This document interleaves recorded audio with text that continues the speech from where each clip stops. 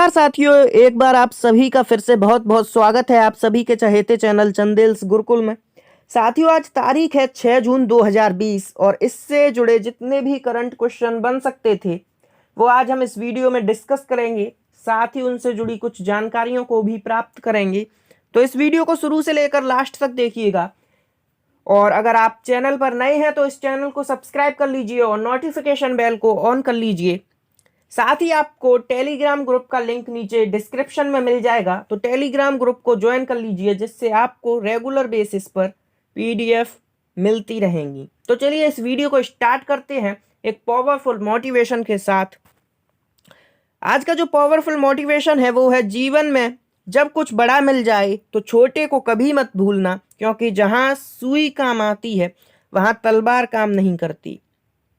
इसी प्रकार मनुष्य को छोटे बड़े को ना देखकर, छोटी या बड़ी वस्तु को ना देखकर उसका जो मूल्यांकन है वो नहीं करना चाहिए, उसकी शक्ति को नहीं आंकना चाहिए।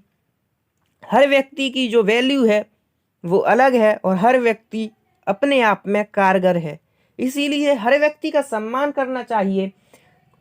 याद रखिए, बंद घड़ी भी एक बार सही वक्त बताती है। तो इसी तरह कोई भी व्यक्ति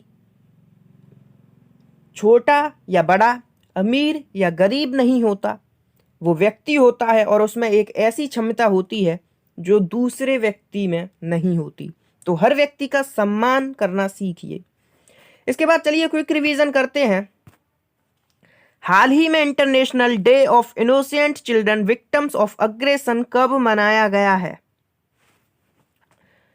तो international day of innocent children victims of aggression day प्रत्येक वर्ष 4 जून को मनाया जाता है। और इस दिवस को जो मनाने का उद्देश्य है वो बच्चों पर हो रहे अत्याचार को रोकना तथा बच्चों के प्रति सहानुभूति को आगे बढ़ाना और बच्चों के प्रति पालन पोषण की दृष्टि से उनका प्रेम पूर्वक पालन पोषण करना इस दिवस का मुख्य उद्देश्य है। और इसी के तहत इस दिवस को प्रत्येक वर्ष 4 जून को मनाया जाता है। इसके बाद प्रश्न नंबर 2, हाल ही में पीएम स्वनिधि योजना का शुभारंभ किसने किया? तो हाल ही में पीएम स्वनिधि योजना का जो शुभारंभ है वो हरदीप सिंह पुरी ने किया है। और इस योजना के अंतर्गत प्रत्येक स्ट्रीट वेंडर्स को 10-10 हजार रुपये दिए जाएंगे, जिससे वो अपने रोजगार को और आगे बढ़ा सकेगा। इसके बाद चलिए प्रश्न नंबर 3 पर चलते हैं। हाल ही में किस राज्य सरकार ने सैलून और ब्यूटी पार्लरों में आधार कार्ड अनिवार्य किया है? तो तमिलनाडु सरकार ने सैलून और ब्यूटी पार्लरों में आधार कार्ड अनिवार्य कर दिया है।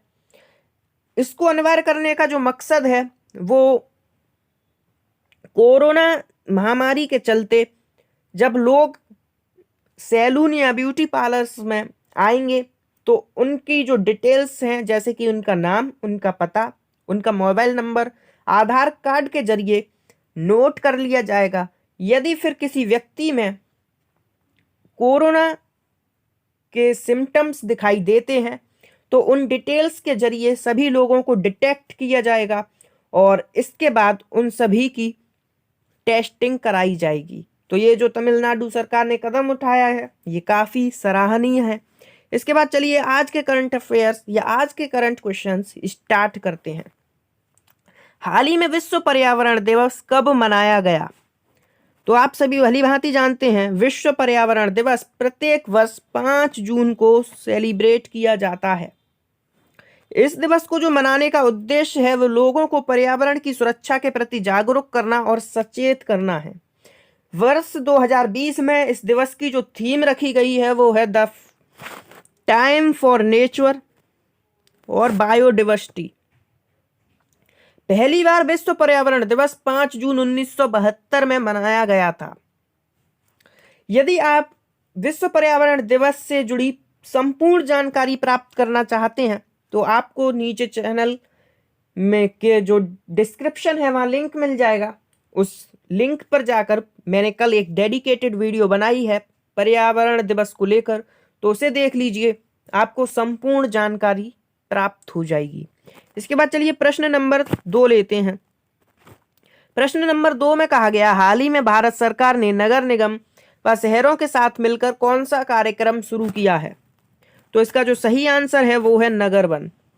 हाल ही में भारत सरकार ने नगर निगम व शहरों के साथ मिलकर नगर वन नामक कार्यक्रम शुरू किया है।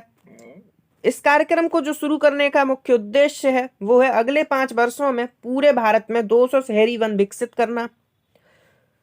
नगर वन शहरी वन कार्यक्रम देश भर के 200 निगमों और शहरों के साथ शुरू किया गया है। इस कार्यक्रम का शुभारंभ प्रकाश जावड़ेकर ने किया है। अब प्रश्न आता है कि प्रकाश जावड़ेकर कौन है?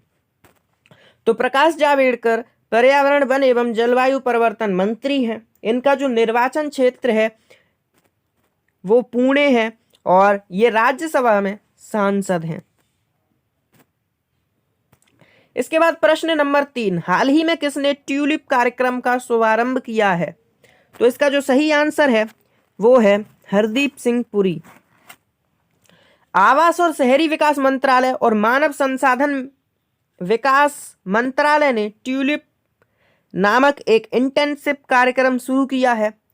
ट्यूलिप कार्यक्रम का लक्ष्य देश भर के सभी शहरी स्थानीय निकायों और स्मार्ट शहरों में नए स्नातकों को प्रशिक्षण के अवसर को प्रदान करना है। जो ट्यूलिप की फुल फॉर्म है वो है the urban learning internship program, अर्थात ट्यूलिप। इसके बाद प्रश्न नंबर 4, हाल ही में WTO भारत का अगला राजदूत किसे नियुक्त किया गया है? WTO अर्थात वर्ल्ड ट्रेडिंग ऑर्गेनाइजेशन या विश्व व्यापार संगठन, और इसका जो अगला राजदूत है वो व्रजेंद्र नवनीत को चुना गया है। उन्हें भारत के स्थायी mission permanent mission of India में जिनेवा में WTO में तैनात किया जाएगा। वे PMI में JS दीपक का स्थान लेंगे और विश्व स्वास्थ्य संगठन का जो मुख्यालय है वो जिनेवा स्विट्जरलैंड में स्थित है। साथ ही आपसे जो एग्जाम में एक क्वेश्चन और पूछा जा सकता है वो है, विश्व व्यापार संगठन से कितने राष्ट्र जुड़े हैं? तो इसका जो आंसर है वो है, विश्व व्यापार संगठन से 164 राष्ट्र जुड़े हैं और विश्व व्यापार संगठन की जो स्थापना हुई वो 1 जनवरी 1995 में हुई थी। तो आपको ये बात याद रखनी है। इसके बाद प्रश्न नंबर 5, हाल ही में अनवर सागर का निधन हो गया, वे कौन थे? तो अनवर सागर एक प्रसिद्ध गायक थे और इन्होंने कई फिल्मों के लिए अपने गानों को लिखा है। इसके बाद प्रश्न नंबर 6, हाल ही में गरीबी रेखा से नीचे रहने वाले लोगों को मुफ्त इंटरनेट देने वाला पहला राज्य बना है। तो इसका जो सही आंसर है वो है केरल। केरल राज्य ने पिछली वर्ष ही ये घोषणा कर दी थी कि गरीबी रेखा से जो नीचे रहने वाले लोग हैं हम उन्हें मुफ्त इंटरनेट देंगे और इस योजना को तभी से शुरू कर दिया गया था और इस पर तब से जो इसको शुरू करने का कार्य है वो चल रहा था। केरल सरकार ने अपने महत्वाकांक्षी केरल फाइबर ऑप्टिक नेटवर्क यानी कि KFON प्रोजेक्ट का ऐलान किया है। इसका मकसद गरीबों को मुफ्त इंटरनेट पहुंचाना है और इस योजना के तहत 1500 करोड़ रुपए की KFON परियोजना को दिसंबर 2020 में शुरू होने की संभावना है। जैसा कि मैंने आपको बताया, इसका जो कार्य है वो विगत वर्ष से चल रहा था और इसे अब 2020 दिसंबर में शुरू कर दिया जाएगा, ऐसी संभावना बताई जा रही है। इसके बाद प्रश्न नंबर 7, हाल ही में वर्चुअल ग्लोबल वैक्सीन समिति 2020 की मेजबानी किसने की है? तो इसका जो सही आंसर है वो है ब्रिटेन। अब ब्रिटेन को देखकर आपके मन में तुरंत प्रश्न आना चाहिए कि ब्रिटेन के प्रधानमंत्री कौन हैं? तो ब्रिटेन के जो प्रधानमंत्री हैं वो हैं बोरिस जॉनसन। इसके बाद चलिए प्रश्न नंबर 8, हाल ही में वंदे भारत मिशन के तहत लौटने वाले नागरिकों के कौशल मानचित्रण के लिए कौन सी पहल शुरू की गई है? तो वंदे मातृ भारत मिशन के तहत लौटने वाले नागरिकों के कौशल मानचित्रण के लिए स्वदेश पहल की शुरुआत की गई है। अब प्रश्न आता है वंदे भारत मिशन क्या है। तो वंदे भारत मिशन कोरोना जैसी महामारी विश्व भर में चल रही है, उससे जो और देशों में लोग रहते हैं, भारतीय रहते हैं, उन्हें उसके चलते अपने देश में लाया जा रहा है। और इसमें वंदे भारत मिशन के तहत उन्हें अपने देश में लाया जा रहा है। साथ ही समुद्र सेतु यानी कि समुद्र सेतु मिशन के तहत समुद्री मार्ग द्वारा उन्हें अपने देश में लाया जा रहा है। इसके बाद सरकार ने कोविड-19 महामारी के बीच विदेश में लौट रहे भारतीयों को देश में ही रोजगार उपलब्ध कराने के लिए स्वदेश नाम से एक योजना की शुरुआत की है।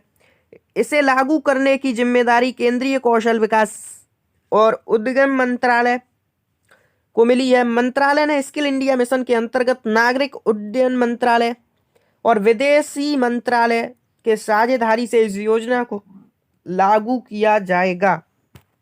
इसके बाद प्रश्न नंबर 9, हाल ही में किसे एशिया रीजन के लिए कॉमनवेल्थ शॉर्ट स्टोरी प्राइज 2020 से सम्मानित किया गया है। तो इसका जो सही आंसर है वो है कृतिका पांडे। कृतिका पांडे को एशिया रीजन के लिए कॉमनवेल्थ शॉर्ट स्टोरी प्राइज 2020 से सम्मानित किया जाएगा। प्रश्न नंबर 10, हाल ही में किस राज्य की पुलिस ने डिप्रेशन ग्रस्त कर्मियों के लिए स्पंदन अभियान शुरू किया है। तो इसका जो सही आंसर है वो है छत्तीसगढ़। छत्तीसगढ़ में जिस तरह पुलिसकर्मियों के मस्तिष्क में मानसिक तनाव और डिप्रेशन की जो शुरुआत हुई, उसको देखकर जांच करने और उनके लिए परामर्श सत्र, संगीत और योग थेरेपी की व्यवस्था करने के लिए एक विशेष अभियान शुरू किया गया। यह कदम राज्य में पुलिसकर्मियों द्वारा पिछले 2 वर्षों से आत्महत्या के 50 से अधिक मामलों और अपने सहयोगियों पर हमला करने वाले पुलिसकर्मियों की कई घटनाओं को सामने आने के बाद उठाया गया है। तो आपको अभी करंट ही मैंने बताया था, शायद आपको याद हो, छत्तीसगढ़ राज्य को जल मिशन के तहत 455 करोड़ रुपए दिए गए हैं और इस मिशन का जो मकसद है वो संपूर्ण राज्य में नल कनेक्शन को लगाना है। तो इस वीडियो को यहीं समाप्त करते हैं। अगर आपने अब तक चैनल को सब्सक्राइब नहीं किया है तो चैनल को सब्सक्राइब कर लीजिए। यदि आपका कोई प्रश्न है या आप कोई सुझाव देना चाहते हैं तो कमेंट सेक्शन आपके लिए खुला है। कमेंट सेक्शन में अपने प्रश्न या सुझाव को प्रस्तुत कीजिए। इस वीडियो को शुरू से लेकर अंत तक देखने के लिए आप सभी का बहुत बहुत धन्यवाद।